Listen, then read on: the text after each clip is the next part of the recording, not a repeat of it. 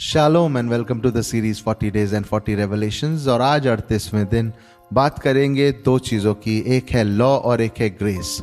और इसके विषय में एक सिंपल रेवलेशन है और वो ये है कि इस संसार का जो राज्य है, the kingdom of the world, ये राज्य लॉ पर चलता है। क्योंकि लॉ जो होता है वो बाहरी बिहेवियर को कंट्रोल करने के काम आता है।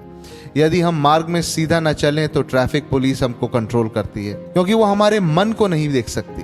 अगर हम कुछ और काम करें तो हर एक चीज के लिए अपने अपने लॉज हैं जिसके हिसाब से पूरी दुनिया चलती है। ये है किंगडम ऑफ द वर्ल्ड, जिस राज्य का प्रभु यीशु मसीह प्रचार करते हुए अपनी सेवा को शुरू करते हैं और कहते हैं कि मन फिराओ क्योंकि स्वर्ग का राज्य निकट है। और मन फिराने से मतलब यह है कि ये संसार जिसे तुम सोचते थे कि ये सिर्फ लॉ से या व्यवस्था से चल सकता है, ये संसार अनुग्रह से भी चल सकता है। और इसीलिए परमेश्वर का राज्य जो है वो लॉ का राज्य नहीं है, लेकिन वो ग्रेस का राज्य है, वो अनुग्रह का राज्य है।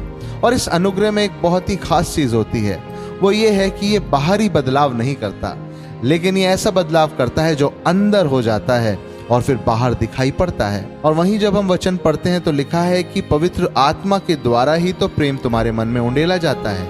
और जब हमारे मन में प्रेम उंडेला जाता है, फिर हम सही और गलत अच्छे से तो समझते ही हैं, लेकिन सही करने की ओर ही हमारे कदम हमेशा जाते हैं। कोई भी अनुचित रीति से कमाई हम नहीं करते, अनुचित बातें हम नहीं करते, अनुचित चाल हम नहीं चलते, क्योंकि अब हम अंदर से तब्दील हो जाते हैं और फिर वो चीजें बाहर दिखाई देती हैं। तो इसलिए जब परमेश्वर का राज्य पूरी रीति से इस पृथ्वी पर होगा तो मैं विश्वास करता हूं कि लॉ की जरूरत नहीं होगी, क्योंकि अनुग्रह से ही सब कुछ चल रहा होगा, क्योंकि हर एक व्यक्ति अंदर से तब्दील होगा।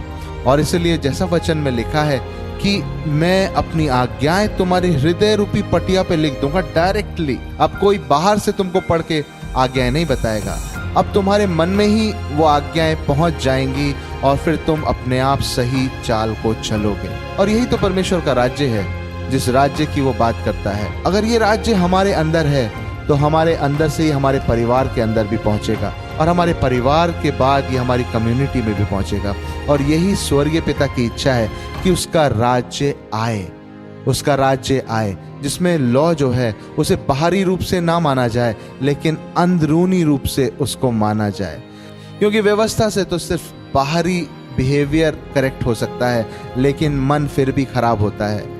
लेकिन जब अनुग्रह और परमेश्वर का प्रेम उंडेला जाता है तो हमारा जीवन अंदर से तब्दील होता है, और फिर हम सच में कह सकते हैं कि परमेश्वर का राज्य हमारे मध्य में आ गया है।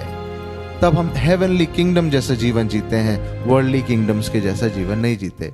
और पृथ्वी सच में इसी बात के लिए करहा रही है, ये सृष्टि इसी बात के लिए करहा रही है कि परमेश्वर के पुत्र और पुत्रियां प्रकट हो जाएं, जो अंदर से तब्दील हों, जो व्यवस्था को बाहरी रूप से ना मानते हो, लेकिन अंदर से ही उनके मन में ही वो लिख दी गई हो और वो अंदर से ही मानते हो। फिर हम कह पाएंगे कि हाँ, परमेश्वर का राज्य इस पृथ्वी पर आ गया। परमेश्वर आपको आशीष दे।